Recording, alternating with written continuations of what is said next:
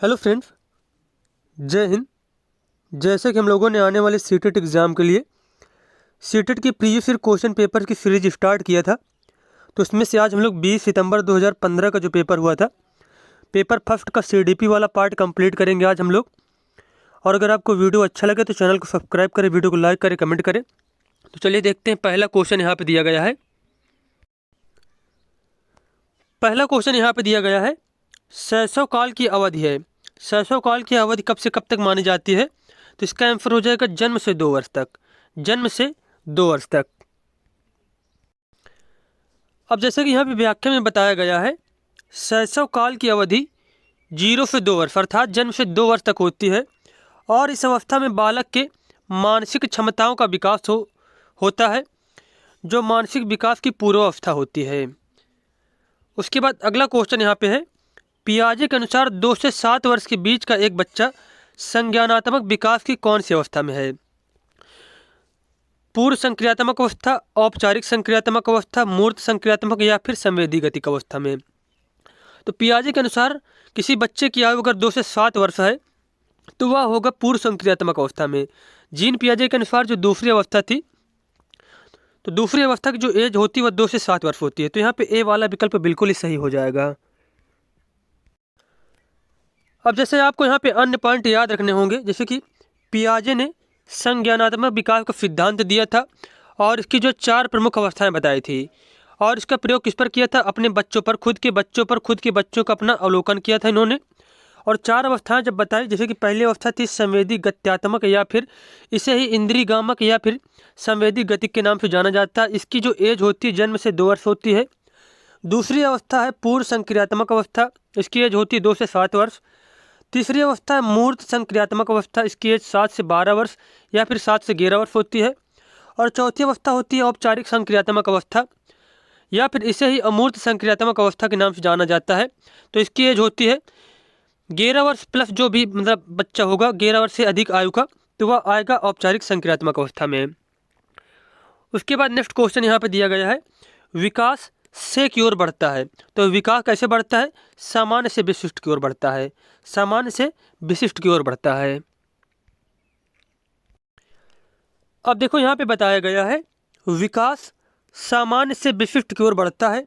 उदाहरण जैसे कि बताया गया है, नवजात शिशु अपने शरीर के किसी एक अंग का संचालन करने से पूर्व अपने शरीर का संचालन करता है, और किसी विशेष वस्तु की ओर इशारा करने से पूर्व अपने हाथों को सामान्य रूप से चलाता है। तो इस प्रकार जो विकास होता है, तो सामान्य से विशिष्ट का जो नियम है उसको फॉलो करता है।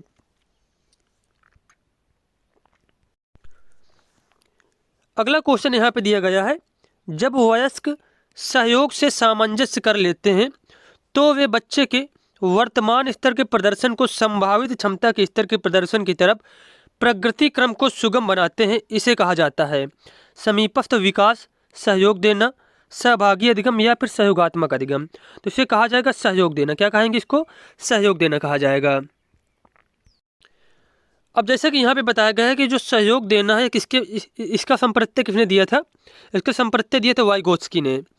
सहयोग मिलने पर वयस्क में अंतर्निहित क्षमता का विकास होता है तथा वह प्रगति की तरफ अग्रसर होता रहता है। जैसे कि जेडपीडी के बारे में वाइगोत्स्की ने बताया था, जिसका फुल फॉर्म होता है जोन ऑफ प्रॉक्सिमल डेवलपमेंट। मचान, पाड़ और ढांचा, इन सभी के बारे में किसने बताया था? वाइगोत्स्की ने। मचान, पाड़, ढांचा ये एक ही जो चीज़ है उसी के अन्य नाम है। अब जैसे क्वेश्चन पूछा जाएगा आपसे, उसमें से जैसे कि जब 3-4 ऑप्शन होंगे तो उसमें से एक ऑप्शन दे दिया जाएगा कि वाइगोत्स्की ने मचान का संप्रत्यय दिया था, मचान के बारे में वाइगोत्स्की ने बताया था। उसके बाद दूसरा ऑप्शन रहेगा वाइगोत्स्की रशियन मनोवैज्ञानिक थे। उसके बाद जैसे कि तीसरा ऑप्शन दे दिया जाएगा, वाइगोत्स्की ने बच्चों के सीखने में किस चीज़ को हेल्पफुल माना है? भाषा, समाज, संस्कृति को। तो इस प्रकार जो 3-4 जब ऑप्शन दे दिए जाते हैं उसमें से एक ऑप्शन होता है, कौन सा ऑप्शन इसमें से गलत दिया गया है। तो सभी पॉइंट आपको यहाँ पे नोट करने होंगे और अच्छे से याद रखने होंगे। उसके बाद क्वेश्चन है, नवीन जानकारी को शामिल करने के लिए वर्तमान स्कीमा या फिर अवधारणा में बदलाव की प्रक्रिया कहलाती है। तो नवीन जानकारी को शामिल करने के लिए जो पूर्व जानकारी है, पूर्व अवधारणा है, उसमें बदलाव की प्रक्रिया को कहा जाता है समायोजन। क्या कहते हैं इसको? समायोजन कहते हैं। और किसके द्वारा बताया गया था? ये सभी संप्रत्यय दिए गए थे पियाजे के द्वारा। कौन कौन से? अनुकूलन, आत्मसात्करण और समायोजन। अब जैसे कि यहाँ पे बताया गया है, नवीन जानकारी को शामिल करने के लिए वर्तमान स्कीमा अवधारणा में बदलाव की प्रक्रिया समायोजन कहलाती है। अर्थात जब हमारे मानस पटल पर किसी वस्तु, व्यक्ति या स्थान को लेकर कोई स्कीमा बन जाती है, मतलब कोई संरचना बन जाती है, तो उसमें बदलाव के लिए हमें अपने ज्ञान या अनुभव के आधार पर उस स्कीमा में समायोजन करना पड़ता है, तब जाकर हमारी स्कीमा में परिवर्तन होता है। और स्कीमा का संप्रत्यय किसने दिया था? ये भी पियाजे ने दिया था। उसके बाद यहाँ पे क्वेश्चन है, मध्य बाल्यावस्था में भाषा के बजाय अधिक है, कैसी होती है? अहम केंद्रित के बजाय सामाजिकृत होती है, सामाजिकृत के बजाय अहम केंद्रित होती है, जीववादी के बजाय समाजीकृत होती है, परिपक्व के बजाय अपरिपक्व होती है। तो मध्य बाल्यावस्था में भाषा जो होती है समाजीकृत के बजाय अहम केंद्रित होती है। तो यहाँ पे बी वाला ऑप्शन हमारा सही हो जाएगा। अगला प्रश्न यहाँ पे दिया गया है, मध्य बाल्यावस्था में भाषा सामाजीकृत के बजाय अहम केंद्रित अधिक होती है। बालक सामाजिक नियमों से प्रेरित होकर कार्य नहीं करता और अपनी इच्छाओं के सामने दूसरे की इच्छाओं को भी स्वीकार नहीं करता इस अवस्था में। उसके बाद क्वेश्चन है, बाल केंद्रित शिक्षा में शामिल है बच्चों के लिए हस्तपरक गतिविधियाँ, बच्चों का एक कोने में बैठना, प्रतिबंधित परिवेश में अधिगम, वे गतिविधियाँ जिनमें खेल शामिल नहीं होते हैं। तो बाल केंद्रित शिक्षा में क्या शामिल है? तो इसका आंसर हो जाएगा बच्चों के लिए हस्तपरक गतिविधियाँ, बच्चों के लिए हस्तपरक गतिविधियाँ। अब जैसे कि यहाँ पे बताया गया है, बालक की रुचियों, प्रवृत्तियों और क्षमताओं को ध्यान में रखकर शिक्षा प्रदान करना ही बाल केंद्रित शिक्षा कहलाता है। इसके निम्नलिखित प्रमुख सिद्धांत है। कौन कौन से सिद्धांत हैं? बालकों को क्रियाशील रखकर शिक्षा प्रदान किया जाना चाहिए। इसमें से बालक की शिक्षा उद्देश्य परक हो, मतलब जो शिक्षा दी जा रही है उसका कोई उद्देश्य हो। बालक की योग्यता व रुचि के अनुसार विषय वस्तु का चयन किया जाना चाहिए। रचनात्मक कार्य जैसे कि हस्तकला आदि के द्वारा शिक्षण कराया जाना चाहिए। पाठ्यक्रम को छोटे छोटे हिस्सों में बांटकर शिक्षण कराया जाना चाहिए। तो ये सभी चीज़ें जो हैं, ये सभी चीज़ें होती हैं बाल केंद्रित शिक्षा के अंतर्गत। अगला क्वेश्चन यहाँ पे है, कक्षा अध्यापक ने राघव को अपनी कक्षा में अपने कीबोर्ड पर स्वयं द्वारा तैयार किया गया मधुर संगीत बजाते हुए देखा। कक्षा अध्यापक ने विचार किया कि राघव में बुद्धि उच्च स्तरीय थी, मतलब राघव में किस प्रकार की बुद्धि उच्च स्तरीय थी? स्थानिक, शारीरिक, गतिबोधक, संगीतमय या फिर भाषाई। तो जाहिर सी बात है, यहाँ पे जब संगीत बजाते हुए देखा एक टीचर ने एक बच्चे को, तो उसमें से हार्वर्ड गार्डन के अनुसार कौन सी अधिक बुद्धि होगी? तो संगीत में बुद्धि की मात्रा इसमें से अधिक होगी। जैसा कि यहाँ पे बताया गया है, गार्डनर ने बहुल बुद्धि सिद्धांत में यह सांगीतिक बुद्धि है। इस बुद्धि में तारत्व तथा लय को सही सही ढंग से प्रत्यक्षण करने की क्षमता सम्मिलित होती है। इसमें संगीत की सामर्थ्य एवं निपुणता विकसित करने की क्षमता आदि सम्मिलित होती है। कौन सी बुद्धि में? संगीतमय बुद्धि में। अगला प्रश्न यहाँ पर दिया गया है, जब एक शिक्षक यह समझता है कि स्वाभाविक रूप से लड़के गणित में लड़कियों से अच्छे हैं, यह क्या दर्शाता है? यह दर्शाता है लिंग पक्षपात को, जेंडर पक्षपात को दर्शाता है।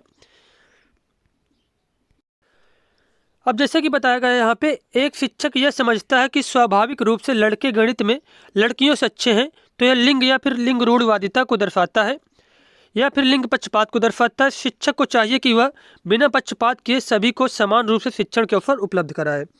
किसी एक लिंग के प्रति जो है उसका झुकाव नहीं होना चाहिए, चाहे लड़की हो चाहे लड़का हो, दोनों लोग मतलब सभी कार्य कर सकते हैं।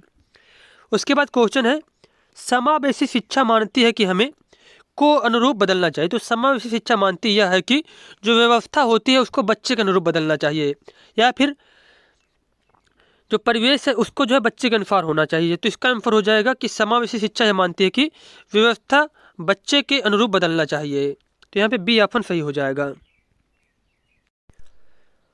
अगला क्वेश्चन यहाँ पे दिया गया है, बच्चों में ज्ञान की रचना करने और अर्थ का निर्माण करने की क्षमता होती है।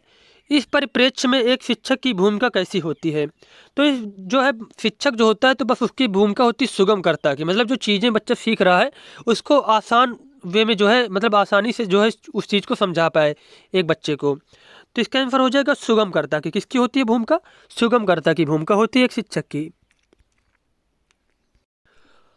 अब जैसे कि यहाँ पे बताया गया है, बच्चों में ज्ञान की रचना करने तथा अर्थ का निर्माण करने की क्षमता विकसित करने के लिए शिक्षक को सुगमकर्ता की भूमिका अदा करनी चाहिए, जिससे बालक उनके संपर्क में रहकर अपनी समस्याओं को बिना संकोच से कह सके।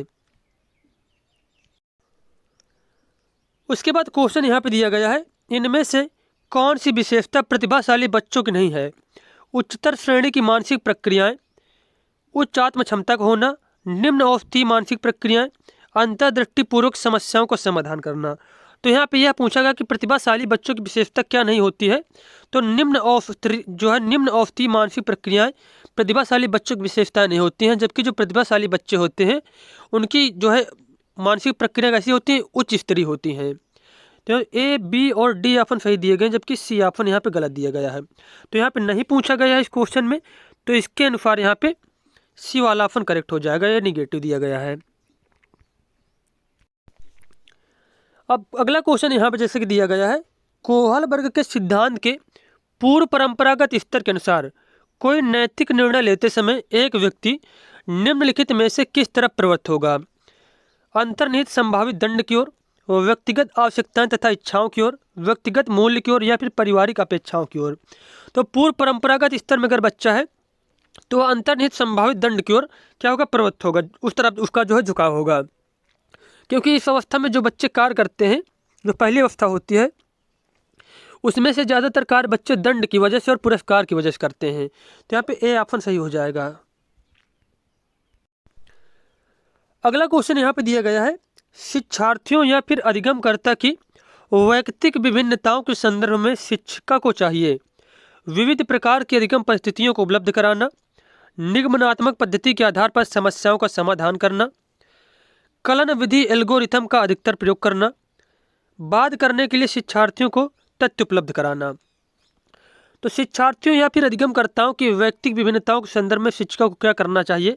तो इसके अनुसार यहाँ पे ए वाला विकल्प बिल्कुल ही करेक्ट हो जाएगा, विविध प्रकार की अधिगम परिस्थितियों को उपलब्ध कराया जाना चाहिए। अब जैसे कि यहाँ पे बताया गया है, वैयक्तिक भिन्नता वाले कक्षा में अध्यापक को विभिन्न प्रकार के अधिगम परिस्थितियों को उपलब्ध कराना चाहिए, क्योंकि बालक की बुद्धि, रुचि, योग्यताओं आदि के अनुरूप विकास के अवसर मिलने पर ही वह अपने सर्वोत्तम विकास के स्तर को प्राप्त कर सकता है।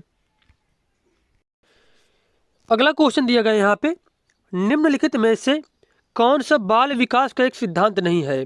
सभी विकास एक क्रम का पालन करते हैं, बिल्कुल सही है। विकास के सभी क्षेत्र महत्वपूर्ण है, ये भी सही है। सभी विकास परिपक्वन तथा अनुभव की अंतःक्रिया का परिणाम होते हैं, ये भी सही है। तो यहाँ पे डी ऑप्शन गलत हो जाएगा, सभी विकास तथा अधिगम एक समान गति से आगे बढ़ते हैं। तो ये ऑप्शन बिल्कुल ही गलत दिया गया कि सभी का जो विकास होता है और अधिगम जो होता है एक समान गति से आगे नहीं बढ़ता है। कोई कम स्पीड में सीख पाता है, कोई ज़्यादा स्पीड में सीख पाता है, क्योंकि बच्चों में व्यक्तिगत भिन्नताएं पाई जाती हैं। सभी का जो है दर या फिर जो स्पीड होती है सेम नहीं होती, लेकिन क्रम जो होता है वो सभी का सेम होता है। तो यहाँ पर डी ऑप्शन यहाँ पे गलत दिया गया है, इसके अनुसार यह बाल विकास के सिद्धांत के अंतर्गत नहीं आएगा।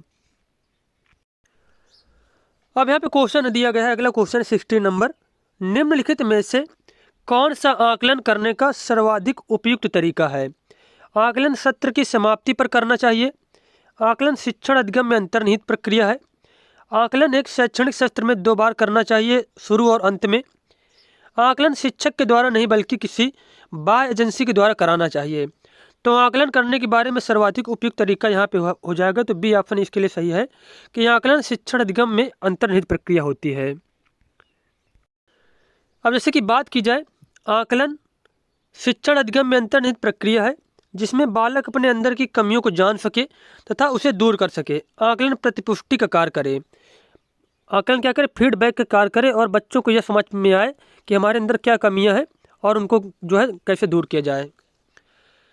निम्नलिखित में से कौन सा सृजनात्मकता से संबंधित है या फिर सृजनात्मक से संबंधित है? तो वह संबंधित होता है अपसारी चिंतन। कौन सा चिंतन? अपसारी चिंतन जो है सृजनात्मक से संबंधित होता है। अब जैसे कि बताया गया यहाँ पे, अपसारी चिंतन को सृजनात्मक चिंतन भी कहते हैं। इस चिंतन के अंदर व्यक्ति को कुछ तथ्य तो दिए होते हैं, उनमें अपनी ओर से एक तथ्य जोड़कर निष्कर्ष निकालना होता है।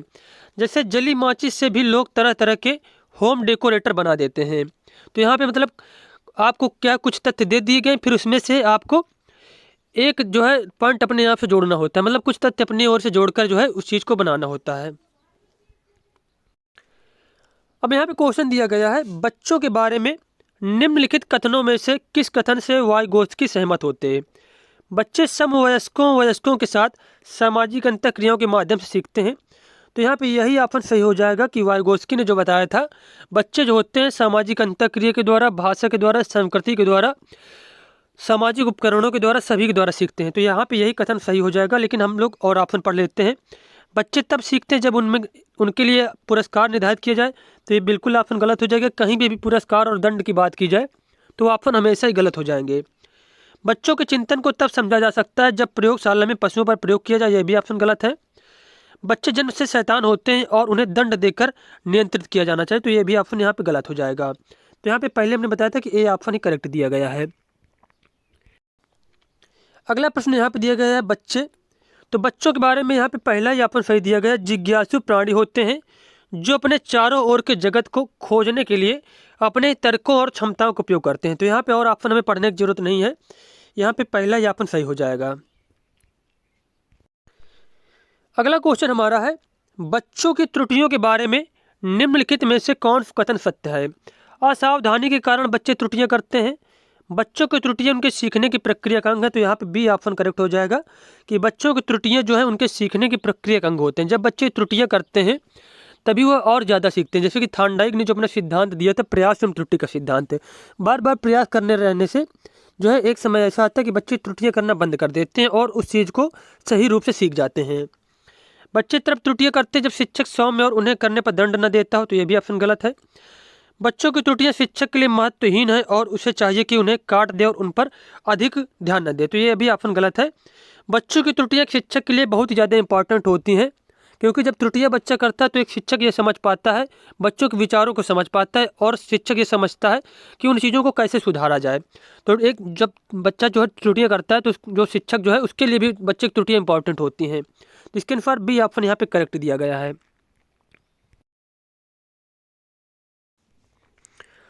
अब यहाँ पे अगला क्वेश्चन दिया गया है, अध्यापक को यह सुनिश्चित करना चाहिए कि उसकी कक्षा के सभी शिक्षार्थी अपने आप को स्वीकृत और सम्मानित समझें।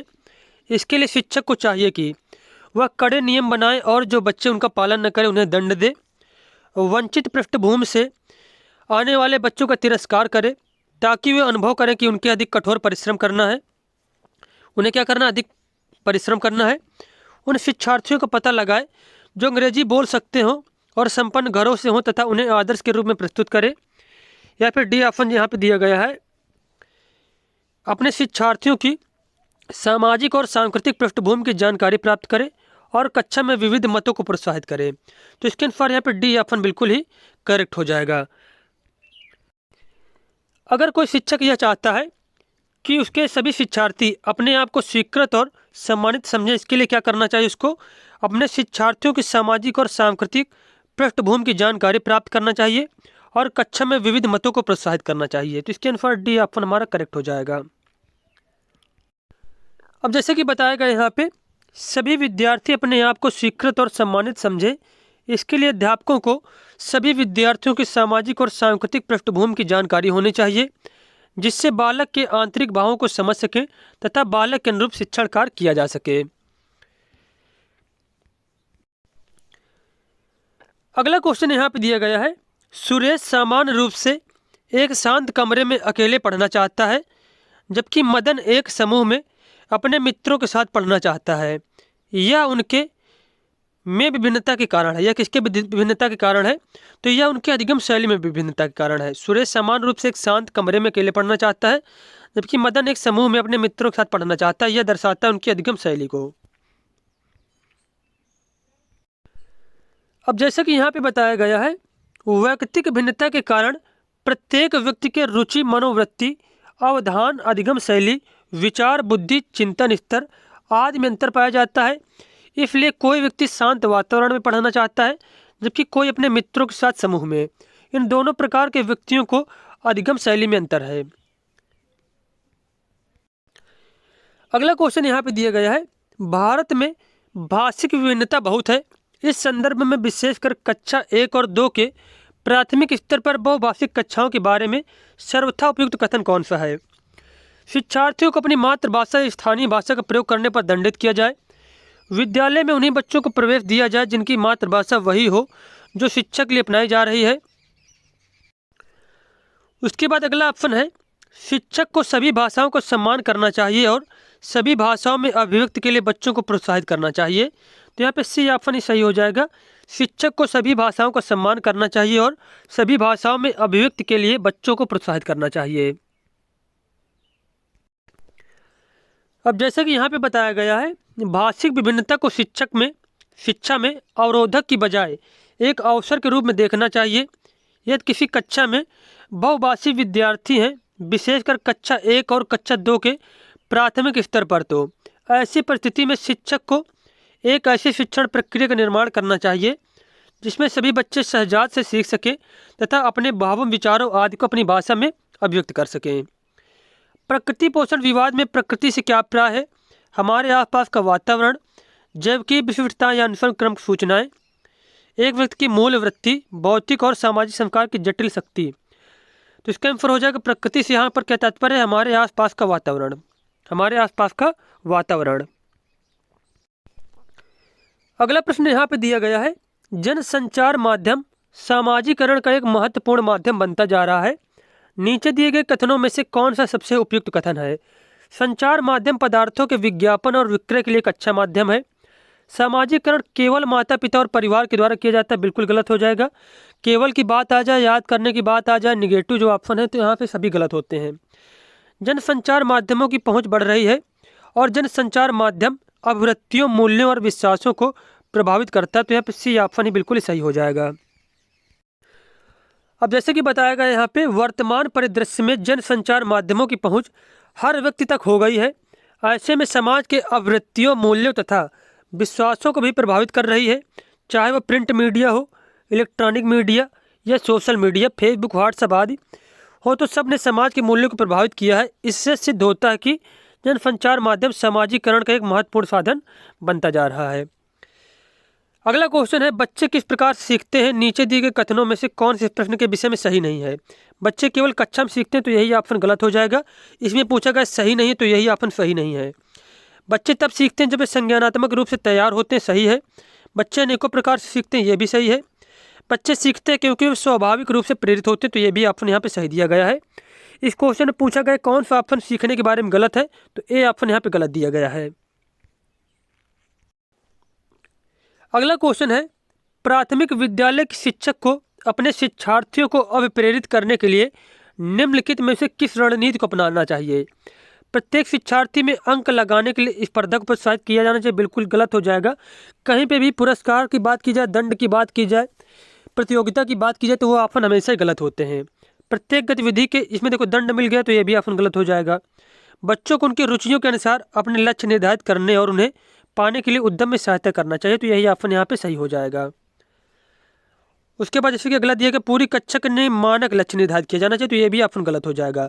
अगर मानदंडों की बात की जाए, मानक की बात की जाए कि सभी के लिए एक ही मानक निर्धारित किए जाए, तो ये भी ऑप्शन इस प्रकार के गलत होते हैं, क्योंकि बच्चों में व्यक्तिगत भिन्नताएं पाई जाती हैं, तो सभी के लिए एक ही प्रकार का कार्य नहीं दिया जा सकता है। तो इस क्वेश्चन के अनुसार यहाँ पे सी ऑप्शन सही हो जाएगा। अब जैसे कि बताया गया यहाँ पे, प्राथमिक विद्यालयों के अध्यापकों को अपने विद्यार्थियों को अब प्रेरित करने के लिए चाहिए कि वे बच्चों के रुचि के अनुसार लक्ष्य निर्धारित करें तथा उन्हें पाने में उनकी मदद करें, क्योंकि बच्चे वह कार्य ज़्यादा लगन तथा सामर्थ्य से करते हैं जिसे करने में उन्हें आनंद आता है। निम्नलिखित में से कौन सा सामाजिकरण के एक प्रमुख कारक है? परिवार, कंप्यूटर, आनुवंशिकता या फिर राजनीतिक दल? तो आप इस क्वेश्चन का आंसर हो जाएगा कि सामाजिकरण का प्रमुख कारक होता है परिवार। क्या होता है? परिवार। अब यहाँ पे बात कीजिए परिवार क्यों ज़्यादा इंपॉर्टेंट होता है। सामाजिकरण का प्रमुख कारक परिवार होता है, क्योंकि बालक पहले परिवार का सदस्य होता है और वही से अपने जो है परिवार के मूल्यों, परंपराओं, विचारों आदि को सीखता है। अगला क्वेश्चन दिया गया है, बच्चों को समूह कार्य देना एक प्रभावी शिक्षण रणनीति है, क्योंकि इससे शिक्षक का काम कम हो जाता है। छोटे समूह में कुछ बच्चों को दूसरे बच्चों पर हावी होने की अनुमति होती है। सीखने की प्रक्रिया में बच्चे एक दूसरे से सीखते हैं और परस्पर सहायता भी करते हैं। बच्चे अपना काम जल्दी करने में समर्थ होते हैं। तो बच्चों को समूह कार्य देने की प्रभावी शिक्षण रणनीति है, क्योंकि सीखने की प्रक्रिया में बच्चे एक दूसरे से सीखते हैं और परस्पर सहायता भी करते हैं। तो यहाँ पे सी ऑप्शन हमारा बिल्कुल ही सही हो जाएगा। अब यहाँ पे 30 नंबर क्वेश्चन हमारा दिया गया है, एक औसत बुद्धि वाला बच्चा यदि भाषा को पढ़ने एवं समझने में कठिनाई प्रदर्शित करता है तो यह संकेत देता है कि बच्चा का लक्षण प्रदर्शित कर रहा है। तो वह प्रदर्शित कर रहा है पठन अक्षमता डिसलेक्सिया का लक्षण, जैसे कि डिस्ग्राफिया कहते हैं लेखन क्षमता को, डिसकैलकुलिया कहते हैं गणितीय क्षमता को, और डिस्प्रैक्सिया कहते हैं गति समन्वय क्षमता को। तो ये भी ऑप्शन आपको याद रखने हैं।